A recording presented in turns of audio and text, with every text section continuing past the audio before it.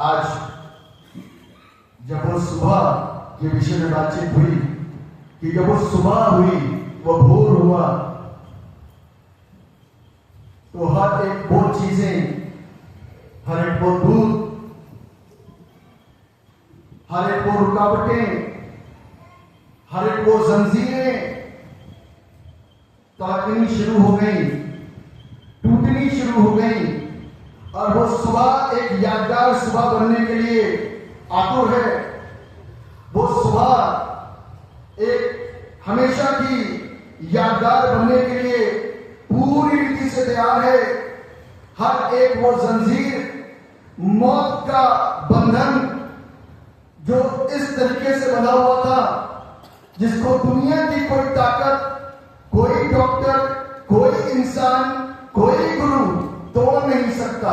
मृत्यु तो मृत्यु ही है, मृत्यु को कोई तोड़ नहीं सकता। ये वो मनुष्यों में से पहला फल जो मुर्दों में से जी उठा, वो यीशु मसीह है। आमीन। वो यीशु मसीह जिसने की मौत के दंड को तोड़ा। शैतान सोच रहा था कि मैं जीत गया, शैतान के लोग सोच रहे थे कि हम जीत गए, वो सेना सोच रही थी, वो सल्तनत सोच रही थी कि अब यीशु का काम तमाम हो गया, अब दोबारा वो उठ करके नहीं आएगा। उनको ये नहीं पता था कि अब जब यीशु आएगा तो सिर्फ फलस्तीन में नहीं आएगा, परंतु पूरी दुनिया में फैलेगा, पूरी दुनिया में जाना जाएगा, हर एक शख्स उसकी गवाही देगा। और ये पुनरुत्थित प्रभु यीशु मसीह की सामर्थ जब चेलों के अंदर आएगी, तो वो चेले जो गुमसुम पड़े थे, वो चेले जो निराश पड़े थे, वो चेले जो डर के मारे दुबके हुए थे, वो चेले जो दरवाजों को बंद करके बैठे थे, उन लोगों के अंदर वो साहस, वो बल, वो ऊर्जा, वो शक्ति बल के साथ में आई। और उस दिन उनका दिमाग, उनका आंख, उनका शरीर, उनका सब कुछ खुल गया। अब उन्होंने फाटक अपने हाथों से खोल दिए। इसलिए खोल दिए क्योंकि अब उनको दुनिया की कोई ताकत, कोई डर रोक नहीं सकता, क्योंकि पुनरुत्थित प्रभु यीशु ने उन लोगों को छू करके और पवित्र आत्मा की सामर्थ को उनके अंदर दे करके उनको आजाद कर दिया। यही वो जंजीरें हैं, यही वो चेन है जो टूटी। कभी उन्होंने मिलकर के गीत को गाया कि ये चेनों का टूटना, इन जंजीरों का टूटना, इन बंधनों का टूटना बहुत जरूरी और अनिवार्य है। यदि ये बंधन नहीं टूटे तो इस बात को ध्यान रखिएगा कि मैं और आप आज भी कहीं ना कहीं कोई शिकंजे में है। इस बात को हम जानते हैं कि हमारी आराधनाएं जब होती हैं तो बंधन टूटने लग जाते हैं। इस बात को हम अच्छी तरीके से जानते हैं। जब पौलुस और सिलास आराधना कर रहे थे उस जेल खाने के अंदर, और वहां पर सब लोग बंदी थे, एक जबरदस्त पहरा था उनके ऊपर, और उसी वक्त में जो वो आराधना करना शुरू हुए, एक भूकंप आया। भूकंप आया और उस भूकंप से सारी बिल्डिंग हिल गई, उस भूकंप से तारे टूट गए, उस भूकंप से दरवाजा खोलने की जरूरत नहीं पड़ी, अपने आप खुल गया। उस भूकंप की आवाज, उसकी दहशत, उसके जोर से दरोगा डर गया। ये क्या हुआ? दरोगा डर गया, ये क्या हुआ? ऐसा लगता है कि ये लोग तो भाग गए होंगे। तब आवाज दी पतरस ने, हम यही हैं, हम यही हैं, हम कहीं नहीं, हम चोर नहीं हैं, हम डरपोक नहीं हैं। अब हमारे अंदर का डर जा चुका है क्योंकि पवित्र आत्मा अंदर, इसलिए डर काम नहीं करता अंदर। आमीन। डर काम तब करता है जब पवित्र आत्मा अंदर नहीं होता। जब पवित्र आत्मा अंदर होता तो डर नहीं होता। आमीन। पवित्र आत्मा के अंदर आने से डर बाहर जाता है। पवित्र आत्मा के अंदर आने से भय, कमजोरी, लाचारी, निराशा और चिंताएं, घबराहट सब कुछ बाहर जाती है। पवित्र आत्मा का एक नया बल, नई ताकत, नई ऊर्जा, नई सोच, नए विचार, नया हयाव, नई हिम्मत के साथ में, नई ऊर्जा के साथ में जब वचन है हमारे अंदर, तो दुनिया की ताकत मुझको और आपको उस बंधन को और उन बाधाओं को तोड़ करके आगे बढ़ने में रोक नहीं सकती। हमें आज मैं और आप उस सुबह को याद कर रहे हैं। एक समय ऐसा था, 2 दिन पहले का, जब लोग अफसोस में थे, जब लोग दुख के साथ में लौट रहे थे, जब 3 क्रूस चाहिए थे। एक उद्धार का क्रूस बीच में था, ग्रहण करने वाला क्रूस दाईं तरफ था, और नकारने वाला क्रूस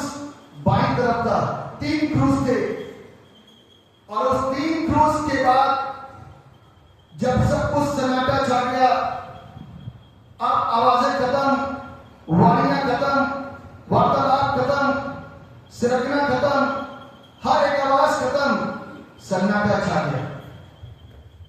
भीड़ भी वापस जाने लगे, क्योंकि जब तक जीवित थे तब तक तो ऐसा लग रहा था, कि कुछ हो रहा है, बड़ा एंजॉयमेंट चल रहा है। लेकिन जब सब कुछ शांत और खत्म हो गया तो लोग अपने घर निराशाओं के साथ में जाने लगे हैं। मरियम एक बड़े बोझ के साथ में, एक बड़े दुख के साथ में लौटी। क्लोपास की पत्नी मरियम बड़े दुख और अफसोस के साथ में लौटी।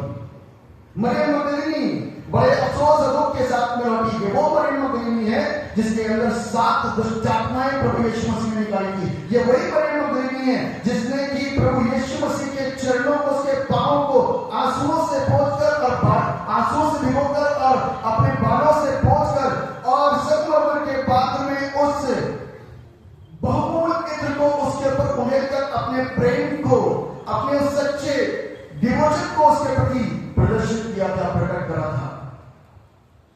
वो सब क्रूस के पास थे, उन्होंने यीशु को नहीं छोड़ा, उन्होंने यीशु मसीह को नहीं छोड़ा था। ये वही मरियम है जो दौड़ी दौड़ी गई और कब्र को देखा खाली है। आज वो उस कब्र पर गए थे सिजदा करने के लिए, देखने के लिए, याद करने के लिए। हम लोग भी जाते हैं तीसरे दिन कब्रों पर जाते हैं याद करने के लिए, वो लोग भी पहुंचे थे।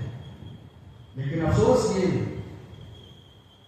कि सारी कब्रें आज की तारीख की डेट के साथ इस दिन जन्म की तिथि और इस दिन मरण की तिथि बाकायदा संगमरमर के पत्थर लगे हुए हैं और लोग जाते हैं और आंसू बहाते हैं, रोते हैं और लौट के आ जाते हैं, या कुछ मनपसंद चीजें कब्रों पर रख के चले जाते हैं।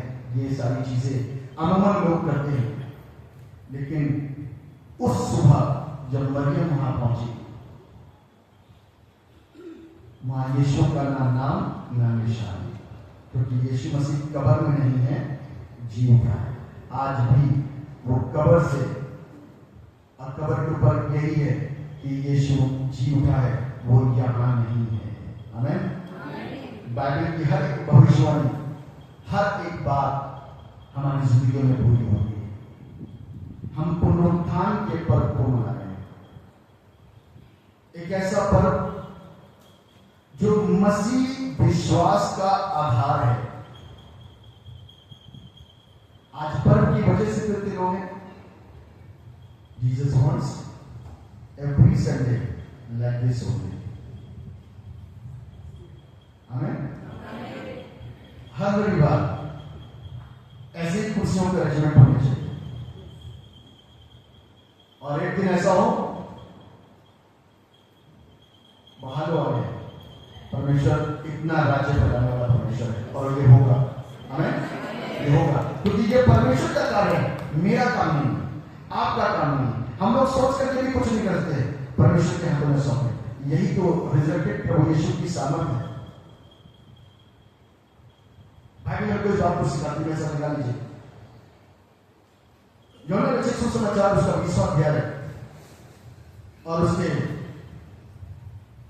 पहले पद से, यूहन्ना रचित सुसमाचार उसका 20वां अध्याय, उसके पहले पद से मैं आपके समक्ष पढ़ रहा हूं। लिखा, सप्ताह के पहले दिन मरियम मगदलीनी भोर को अंधेरा रहते ही कब्र पर आई और पत्थर को कब्र से हटा हुआ देखा।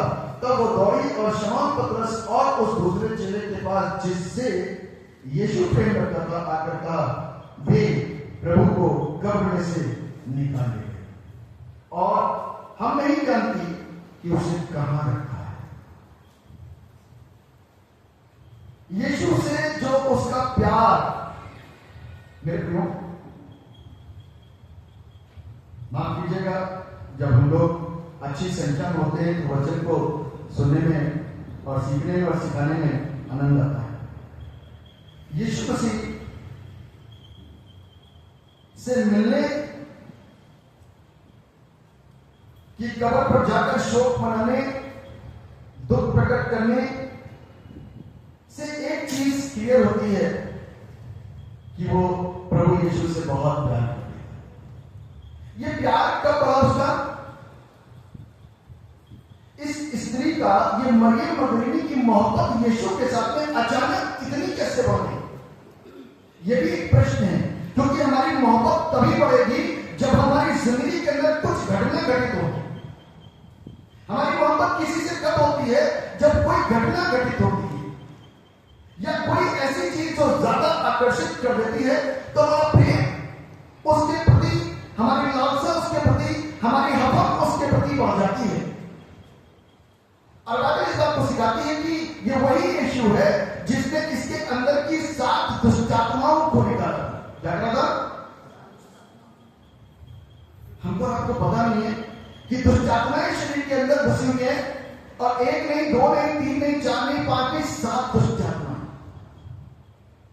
7 दुष्ट आत्माएं उसके अंदर है। अब एक आदमी जिसके अंदर एक आत्मा होती है, वही उसके संतुलन में कई बार नहीं हो पाती, क्योंकि बाइबल कहती है गलातियों की पुस्तक उसके 5 के 13 पद में, आत्मा शरीर के विरोध में और शरीर की लड़ाई लड़ता रहता है। आत्मा कहता है ये काम गलत है, मत कर। शरीर कहता है कोई नहीं, कोई कौन देख रहा है? और उसके अंदर 7 दुष्ट आत्माएं थी, और 7 दुष्ट आत्माओं को कोई फर्क नहीं पड़ा कि उसके अंदर है क्या। और मैं सोचता हूं कि जब इंसान अपने एक आत्मा से इतना संतुष्ट नहीं हो पाता, तो 7 उसके अंदर कैसा दुराचार करती होगी। और उसका शब्द है दुष्ट आत्मा। मेरी और आप में की किसी की व्यक्तिगत की आत्मा की बात नहीं कर रहा हूं, मैं उस आत्मा की बात कर रहा हूं जो दुष्ट आत्मा है। ये वो एजेंट की आत्मा है, उस सेटल की आत्मा है जो मेरे और आपके अंदर के सिस्टम को हिला करके रख देती है, गड़बड़ियां पैदा करती हैं, बीमारियां डालती हैं, अफसोस लेकर के आती हैं, सुसाइड लेकर के आती हैं, किसी को तबाह करने वाली सोच लेकर आती हैं, गलत मनसाओं को लेकर के आती हैं, गलत विचारों को लेकर के आती हैं। एक नहीं 7 दुष्ट आत्माएं। लेकिन जिस दिन प्रभु यीशु के साथ उसका एनकाउंटर हुआ, सेम डे के अंदर दुष्ट आत्माएं छोड़ करके इस मरियम मगदलीनी को छोड़ करके चली गई। और सेम डे के अंदर उसका जो प्यार था यीशु के प्रति, जो सम्मान था यीशु के प्रति, जो आदर था यीशु के प्रति, जो आस्था थी यीशु के प्रति,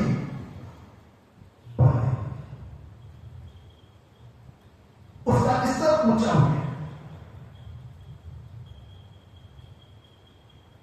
और सेम डे से वो समझ गई कि यही नजात दहिंदा है, यही उद्धार करता है। मेरे माँ बाप जिसने मुझे जन्म दिया वो मुझे नहीं समझ पाए, मेरा भाई मुझे नहीं समझ पाया, मेरी बहन मुझे नहीं समझ पाई, मेरी तकलीफ को कोई समझ नहीं पा रहा, ना कोई बहन समझ पा रहा, ना कोई इंसान समझ पा रहा, ना कोई गुरु समझ पा रहा है।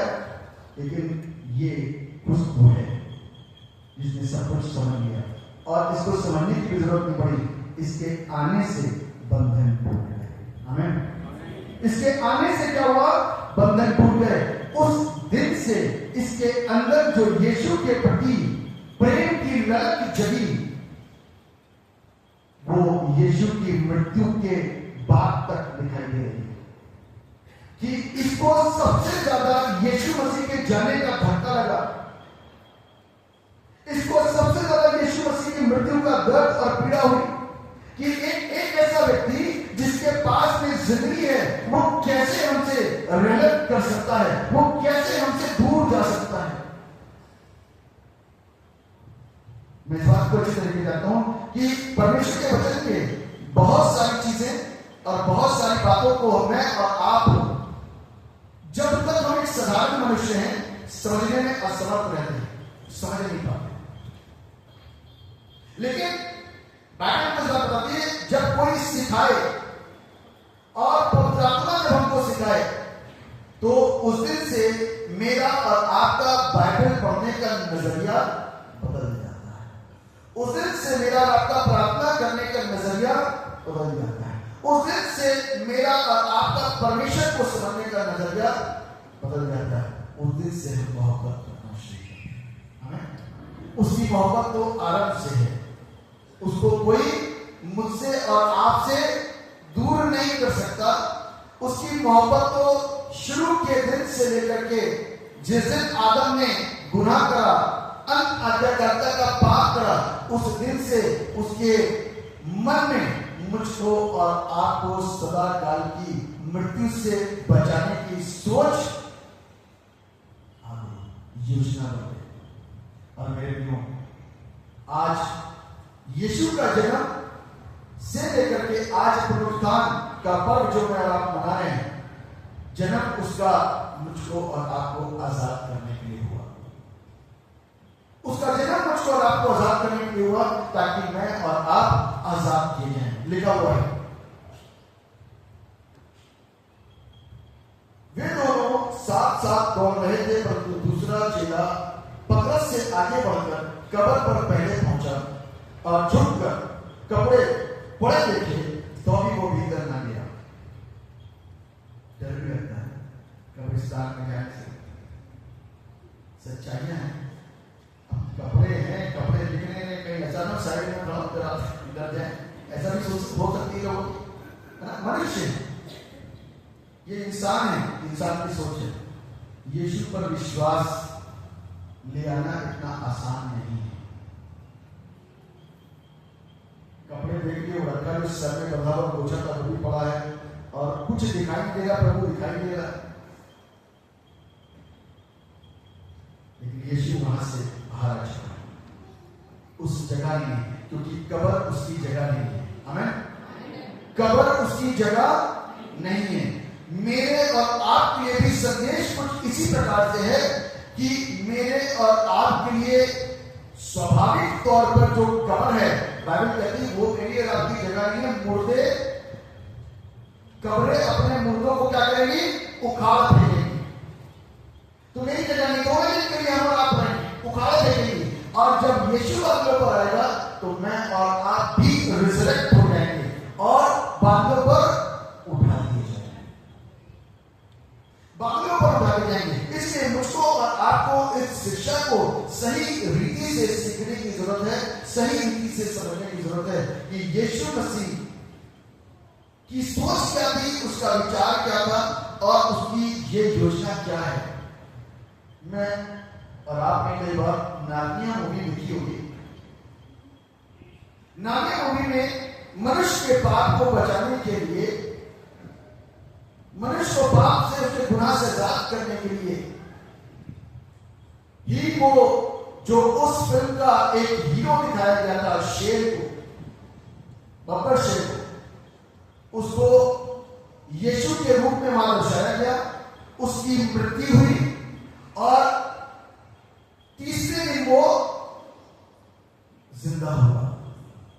ये उस पिक्चर में इस तरीके से पिक्चराइज करा, किसी ने बाइबल को बहुत अच्छी तरीके से समझा, उसको पढ़ा और उसको बच्चों के लिए, हर एक बड़ों के लिए बड़ी समझदारी के साथ में दर्शाया, बताया गया।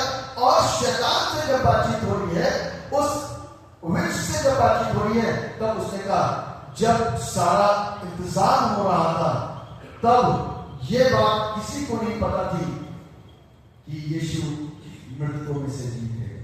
शैतान तो यही सोचता था कि अब खत्म हो गया, अब कुछ नहीं होगा, अब मेरा राज्य चलेगा। मेरे प्रियो, अब आप बताना चाहते हैं, शैतान आज अपने राज्य को फैला रहा है और मैं और आप किसके राज्य के लोग हैं? मेरे और आपके पांव के नीचे किसकी घूम रही है? मेरे और आपके पांव के नीचे शैतान की प्रजा भी है, शैतान के एजेंट भी हैं, शैतान की सोच भी है। यदि हम उस तरीके से एक्ट करें तो, यदि हम उस तरीके से एक्ट करेंगे तो शैतान आज हारा हुआ है। अभी इस बच्चे ने की कहा ना, शैतान हारा हुआ है,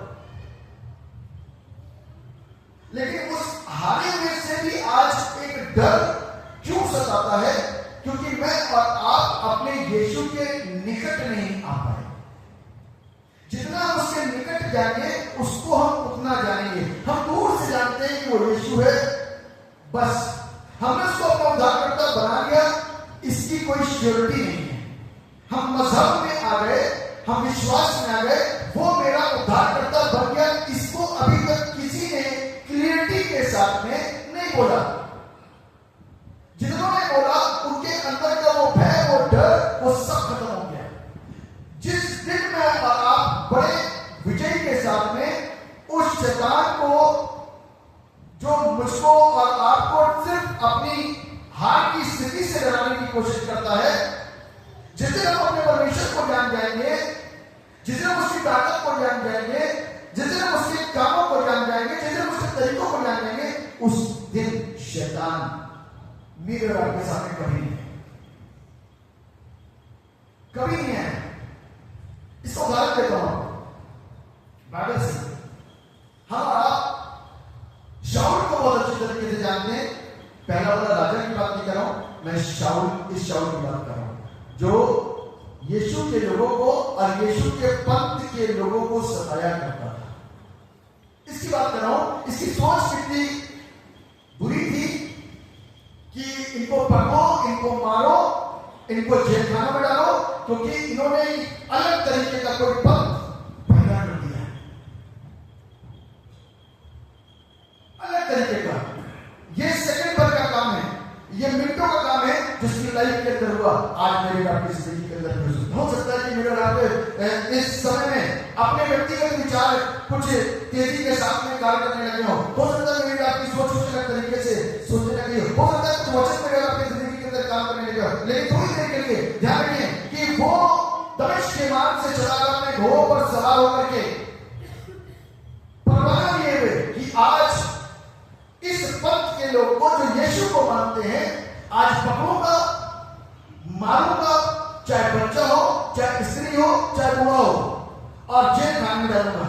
यदि मर भी जाएंगे तो भी इसको कोई परवाह नहीं, यदि मर भी जाएंगे तो भी इसको कोई परवाह नहीं है। लेकिन अचानक से मैं आप इस बात को देखते हैं कि एक आवाज आती है, शाऊल, शाऊल, तू मुझे क्यों सताता है?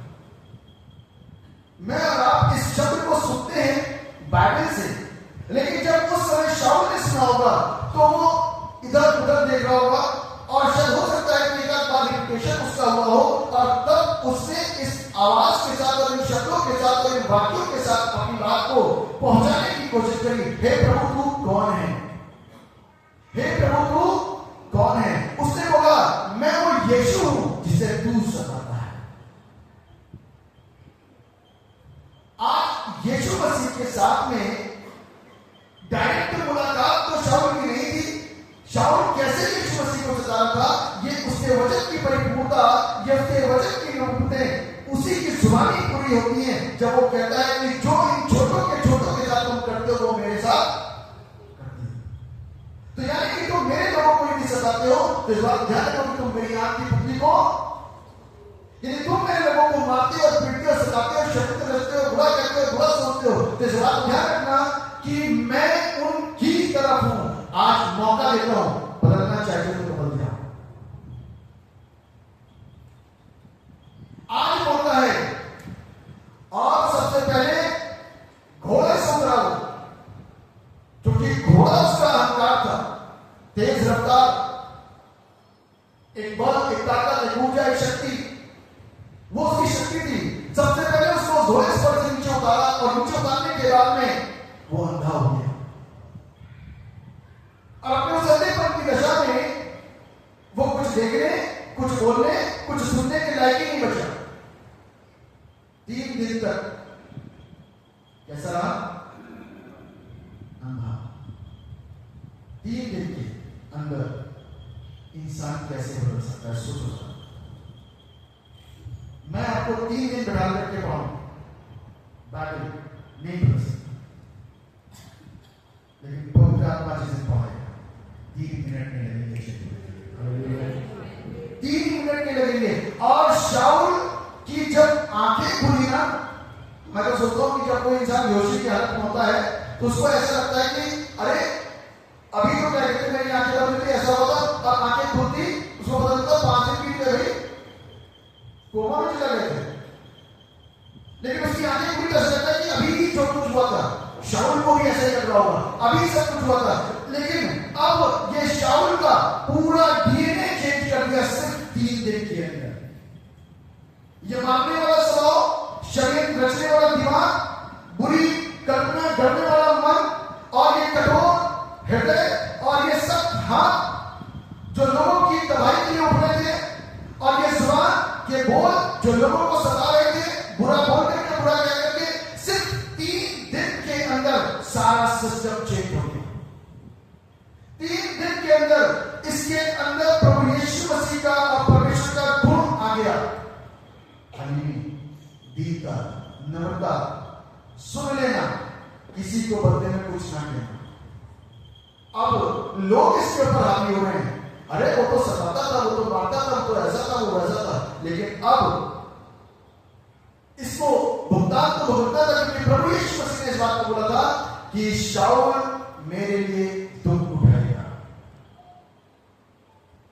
और उस दिन के बाद से इसने दुख उठाना शुरू करा। मैं आपको उस रिजरेक्टेड प्रभु यीशु मसीह की सामर्थ को दर्शाने की और बताने की कोशिश कर रहा हूं कि किस तरीके से वो सताने वाला, वो मारने पीटने वाला, वो बुरा भला कहने वाला आज उसके जीवन के अंदर सिर्फ इतनी दूरी से, इतने जैसे ही निकट आया, यीशु के संपर्क में आया, सेम वे से शाऊल पौलुस बन गया और सिस्टम चेंज। हाथ वही है, दिमाग वही है, आंखें वही है, कान वही है, डील डॉल वही है,